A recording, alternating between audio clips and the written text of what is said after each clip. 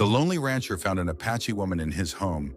She said, "I want to stay here," but the reason shocked him. Before we dive into the story, don't forget to like the video and tell us in the comments where you're watching from. The sun had already dropped behind the jagged ridges when Cole Maddox rode back toward his cabin. The horse's hooves dull on the packed earth, the evening air carrying the dry smell of mesquite and old fire ash. His traps hung empty across the back of the saddle, one rabbit caught and strung, hardly worth the miles he had walked. He never hurried on the way home. Not anymore.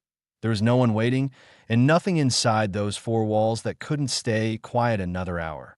The cabin sat in the low cut of land his father had cleared years before.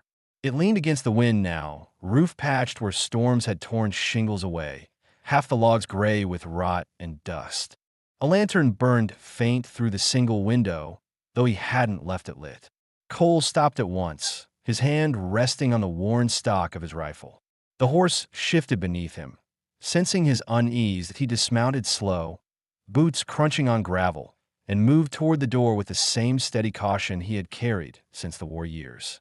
The door stood ajar, swinging a little with each push of the wind.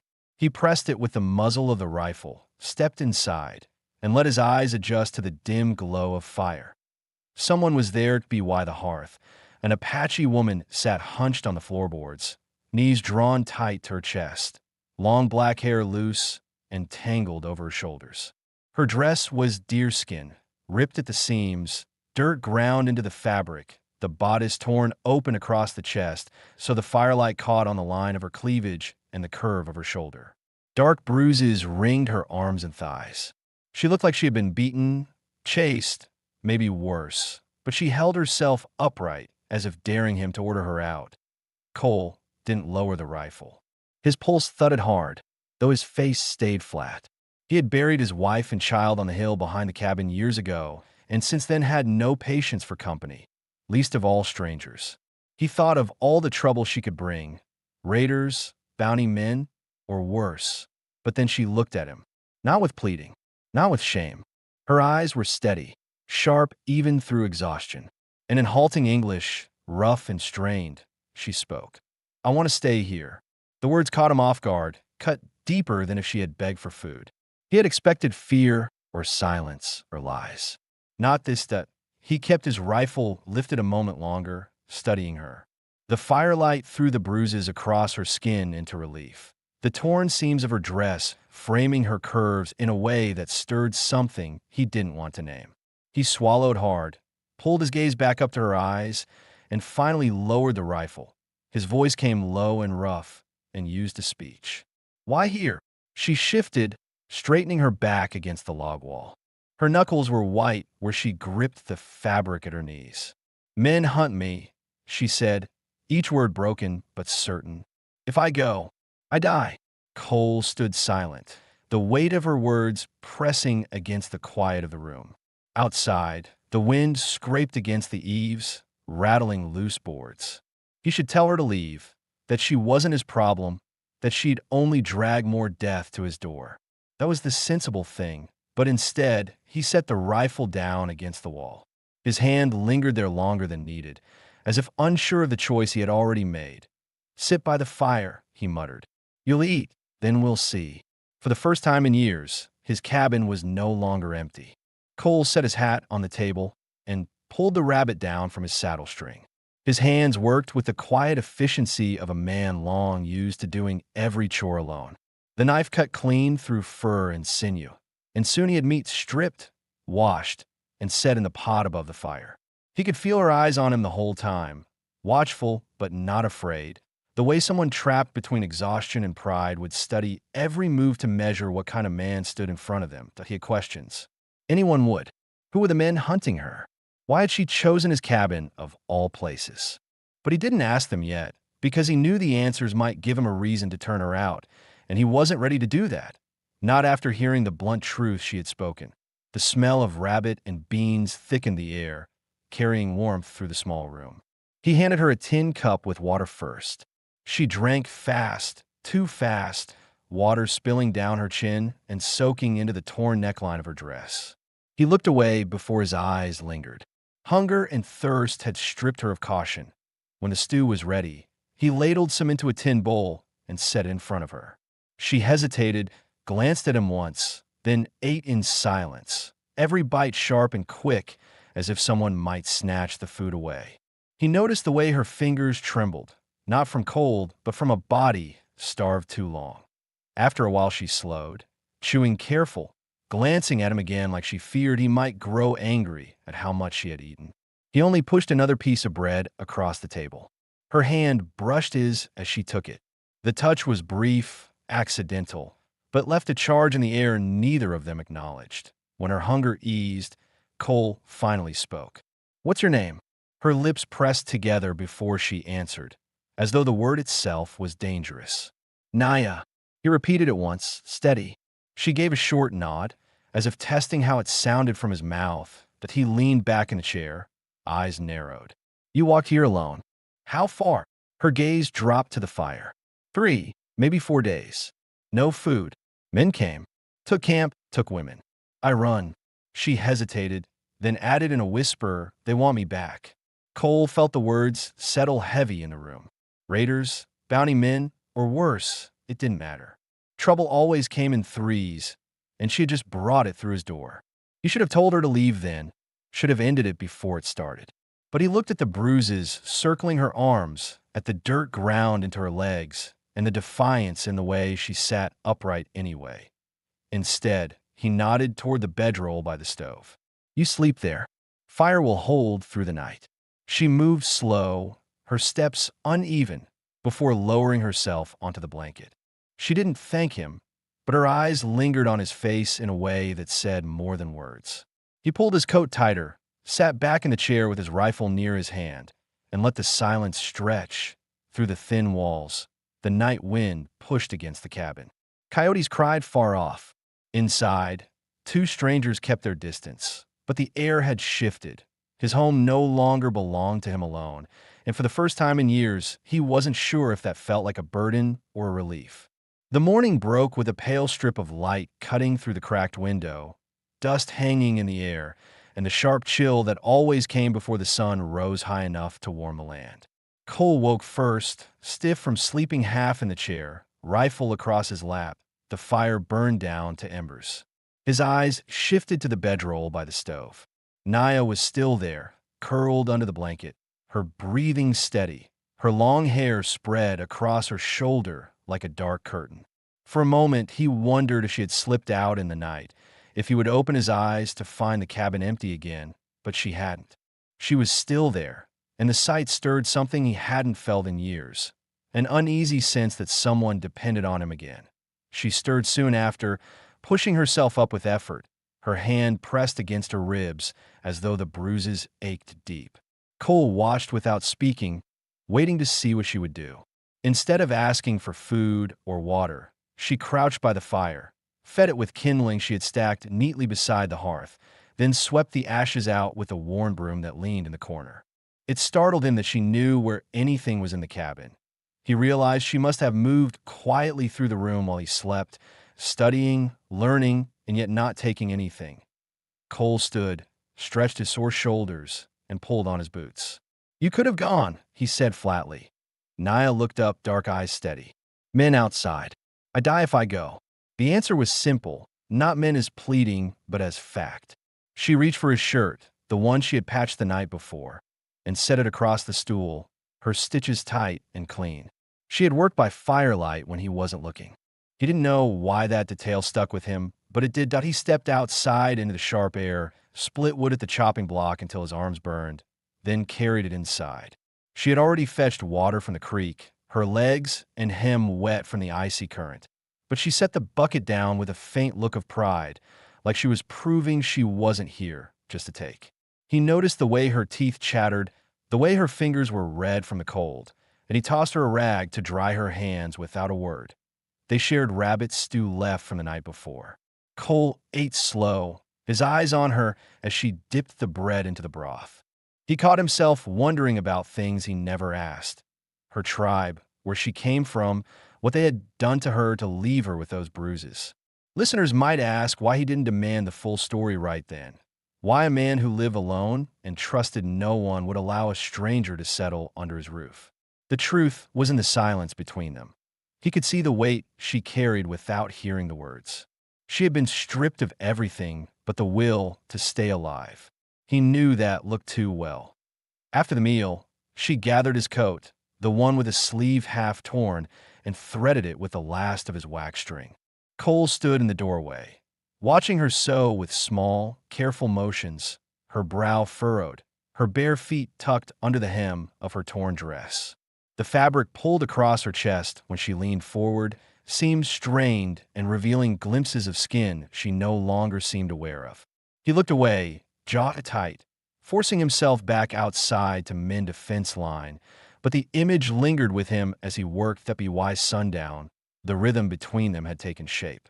She tended the fire, folded what little clothing he owned, even stacked a few stones by the door to keep the draft from cutting through. He said nothing, but each small task she chose to do softened the edge of his suspicion. That night, as the wind rattled the walls, Naya lay again on the bedroll near the stove, her eyes open in the firelight.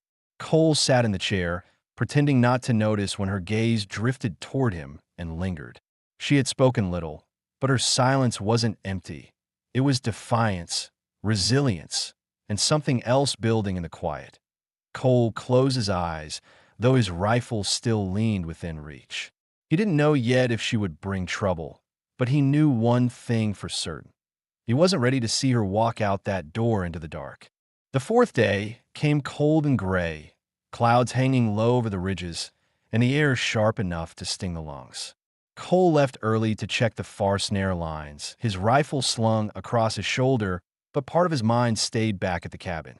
For years he had moved through the land alone, each task stripped down to routine, each day measured only by what he could carry or build.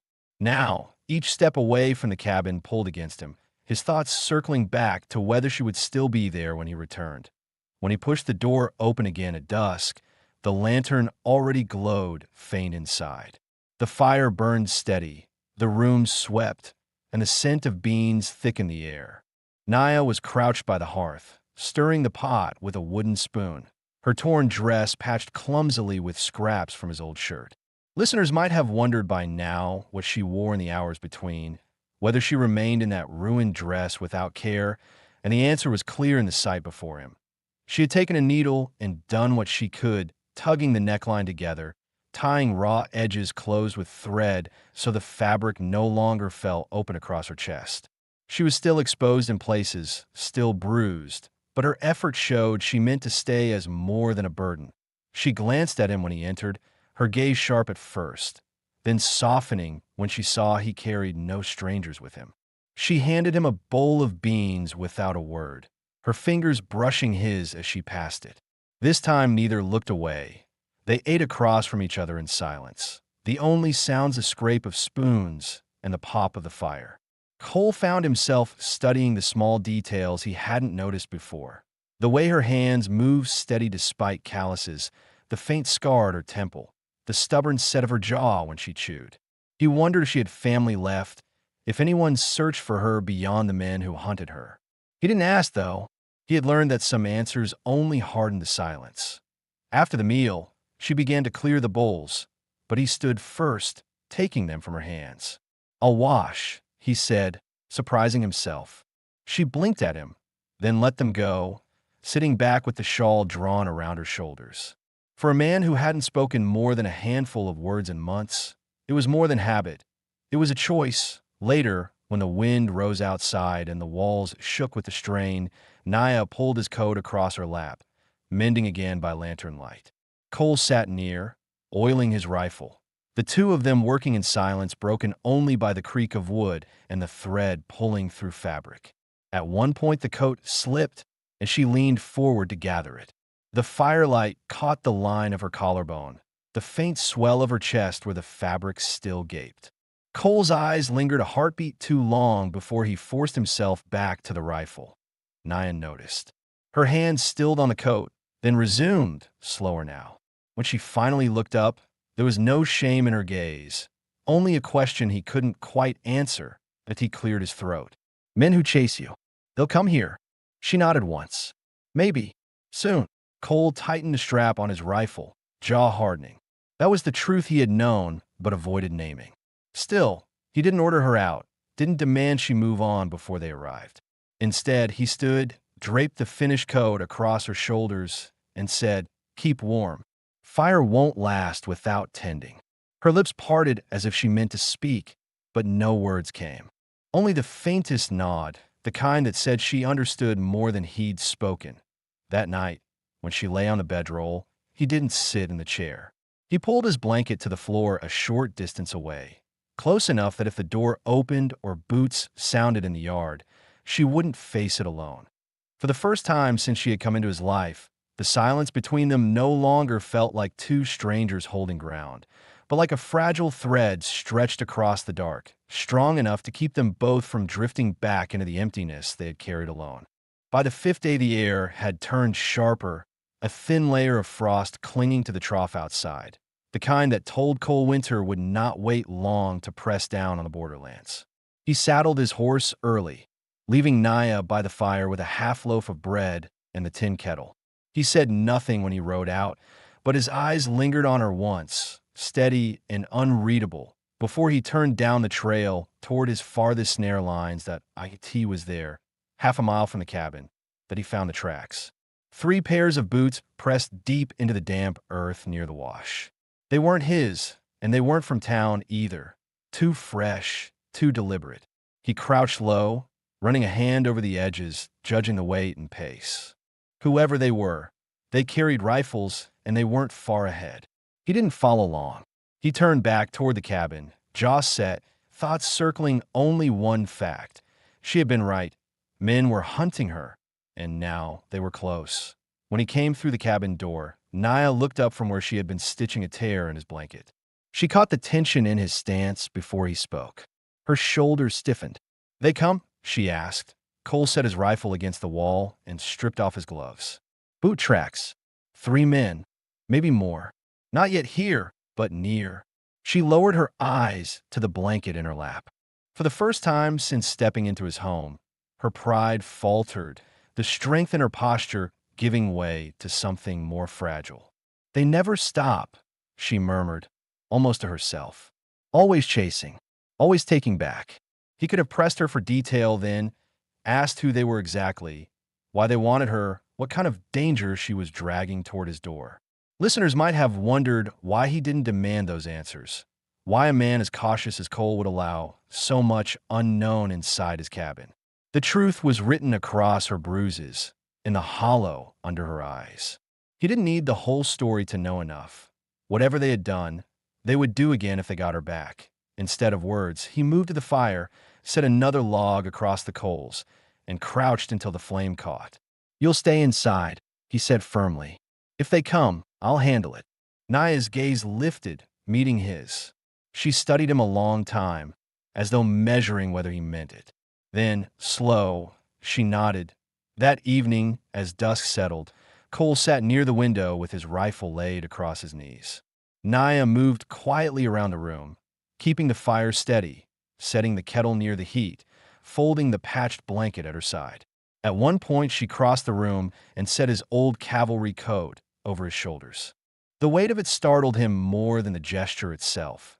Years had passed since anyone had offered him anything without price. She lingered a moment, her hand brushing the edge of the coat, close enough he felt the warmth of her skin through the fabric. He looked at her then, really looked, not at the bruises or the dirt, but at the person still standing beneath it all. Something unspoken passed between them, fragile but undeniable. Night drew on. He kept his post by the window, watching shadows slip across the yard. She lay on the bedroll, but did not sleep. Her eyes stayed open, fixed on the glow of the fire and sometimes on him, as if drawing strength from his stillness. For Cole, the hours stretched long, but they were no longer the empty, endless nights he had known since burying his family. There was another heartbeat in the cabin now, another life bound to his whether he had chosen it or not. He realized with a clarity that unsettled him. If those men came, he would not give her up. Not to them, not to anyone that by the time the fire burned low.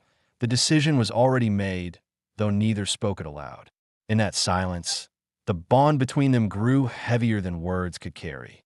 The storm rolled in sudden, carried on a wall of dark clouds that flattened the ridges and sent the air into a restless spin. By late afternoon, the sky had gone near black, wind howling down from the north, rain starting as a scatter before turning into sheets. Cole had patched the roof a dozen times over the years, but the seams never held. Soon water pushed through in steady drips, tapping against the floorboards, running down the walls. He set a bucket under the worst leak, cursing under his breath, while Naya stood on the stool, trying to wedge scraps of hide into the gaps. Her bare feet slipped once on the wet wood, and he caught her by the arm, steadying her before she fell. For a moment, she hung in his grip, her body pressed close to his, her breath sharp in her chest.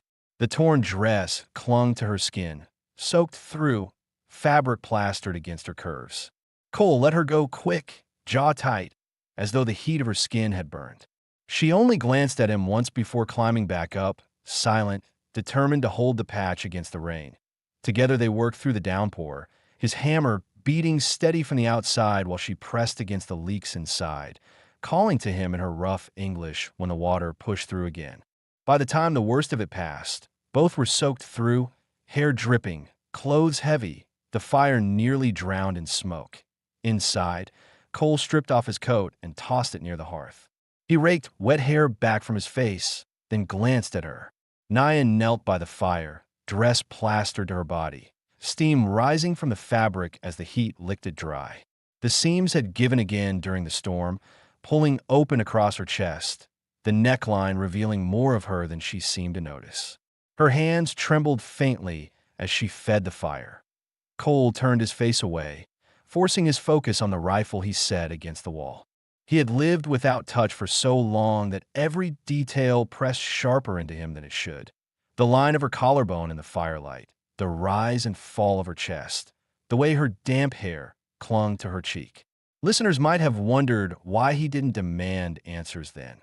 Who those men were exactly, why she had been cast out, what made her risk entering his home. But Cole knew the truth already. She was running from more than hunger, running from men who saw her as property. The storm hadn't washed that away. It had only forced them closer, and closeness carried a danger of its own. She looked at him finally, her eyes unflinching despite her state. Her voice came quiet but certain. "You look, but you do not take." Cole froze, the words striking harder than any blow. His throat tightened, the answer caught in his chest.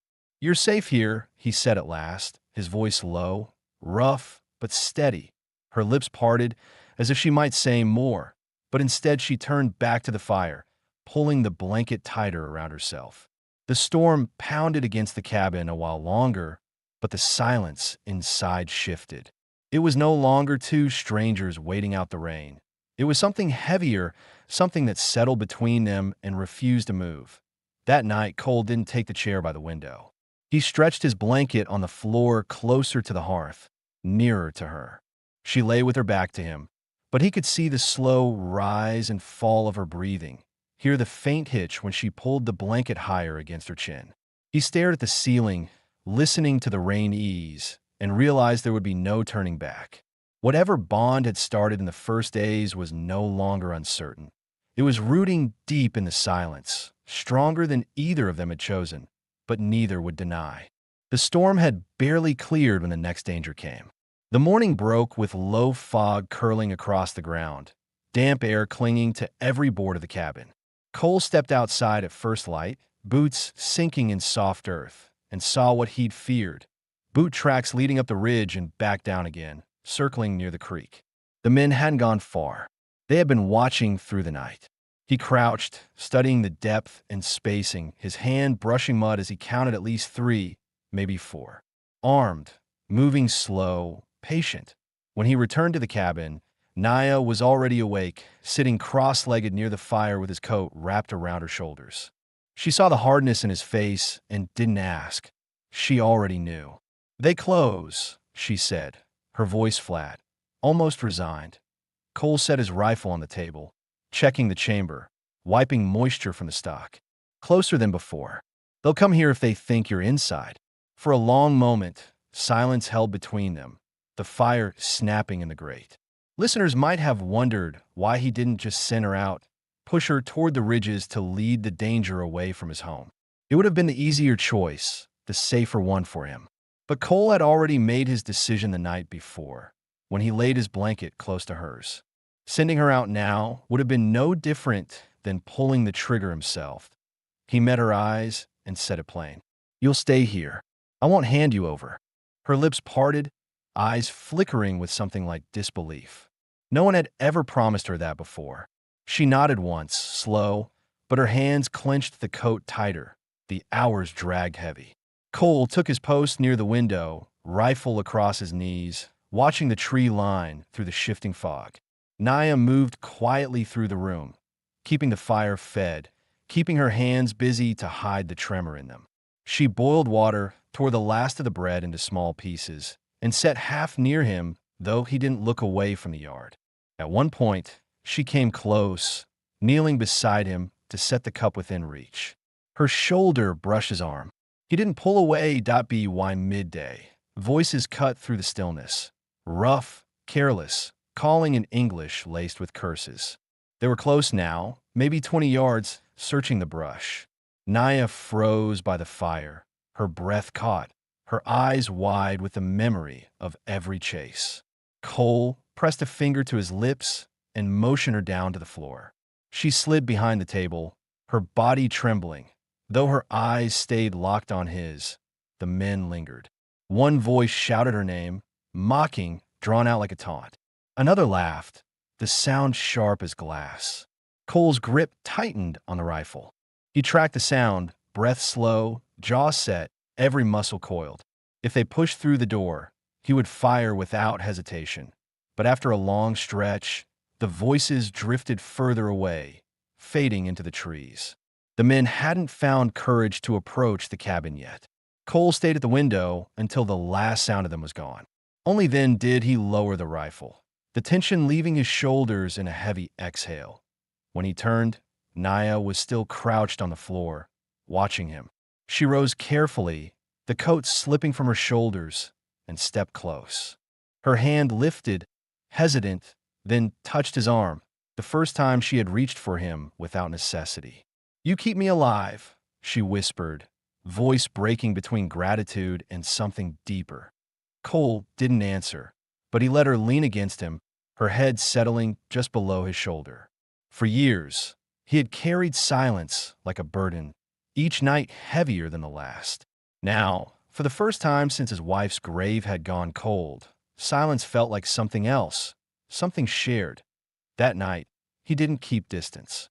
He pulled his blanket to the floor, near hers again, close enough that he could hear her breathing ease as she finally fell asleep. And though the hunters still circled the land, Cole knew one truth as solid as the rifle by his side. He would not let her go. The next day broke clear, the storm washed out of the sky, leaving the air sharp and bright. Cole stepped out at dawn, scanning the ridge with his rifle in hand, but the ground showed no fresh prints. The men had passed on for now, maybe thinking better of pushing a fight to his door. He didn't trust their absence, not yet, but the silence carried a rare kind of relief. Inside, Naya was by the fire, combing through her tangled hair with careful strokes, each pull steady, deliberate. For days she had lived in fear of the door breaking open, but this morning her shoulders eased, her movements slower. She sat near the firelight with her knees folded beneath her, the deerskin dress patched where she could manage, though the seams still pulled apart along the neckline. The torn fabric revealed the curve of her collarbone, the faint swell of cleavage she didn't bother to hide anymore. Cole busied himself with chores to steady his thoughts, mending the latch on the door, tightening straps on his saddle, checking his traps along the creek.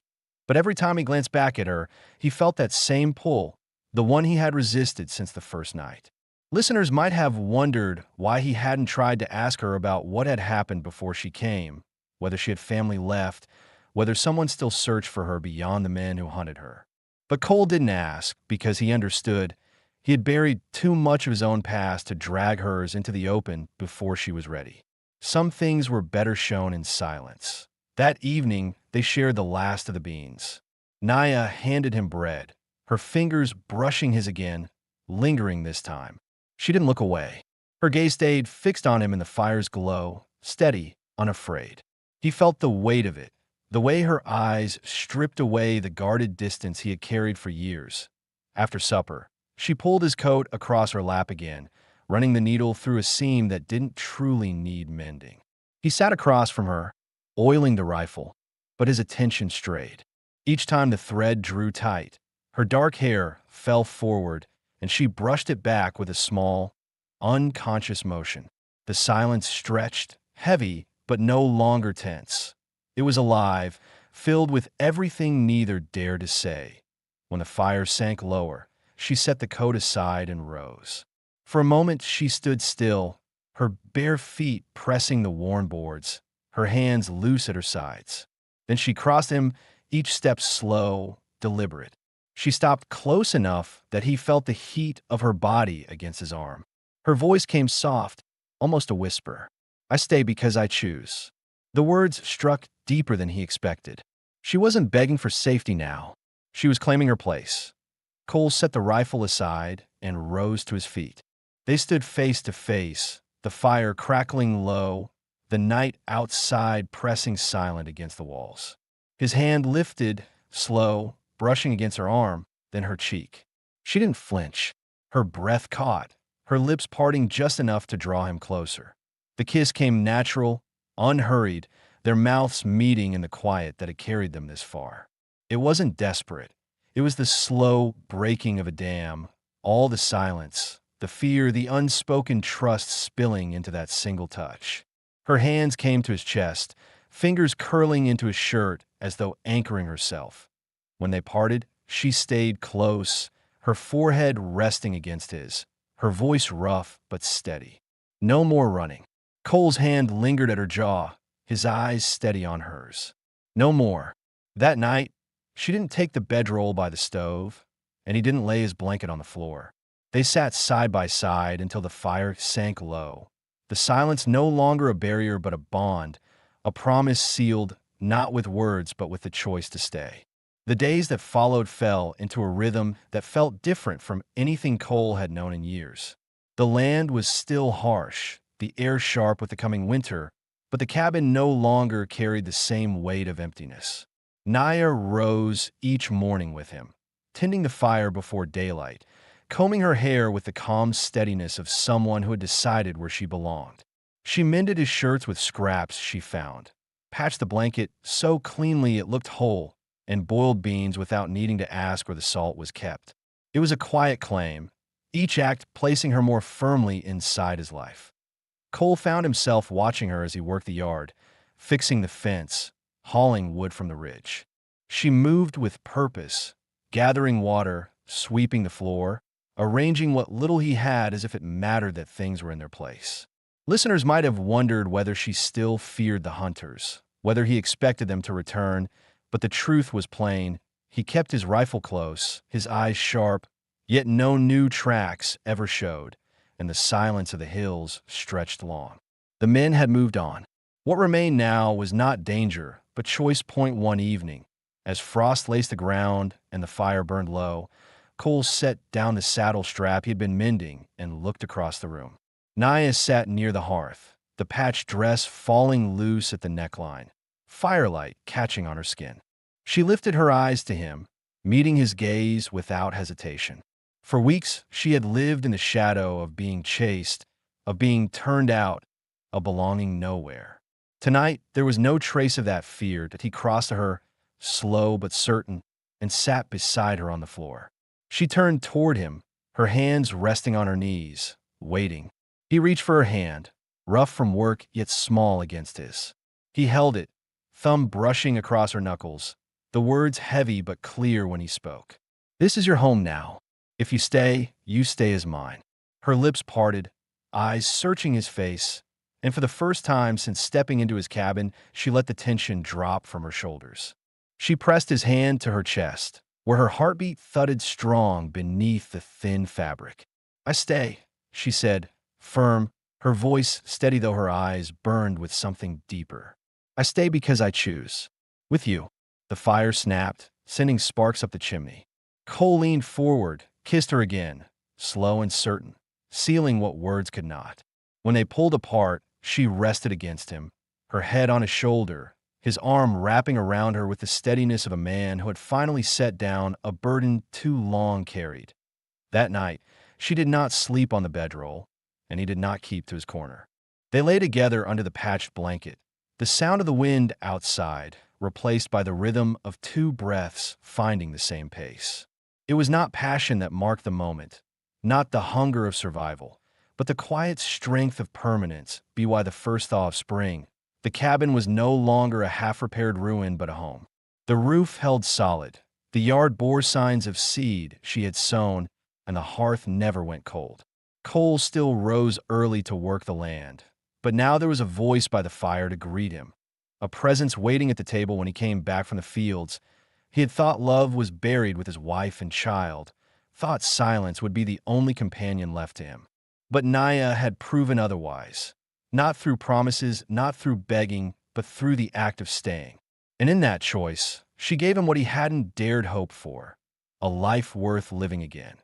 When spring spread green across the borderlands and the coyotes cried far off at night, Cole and Naya lay together in the cabin that belonged to them both.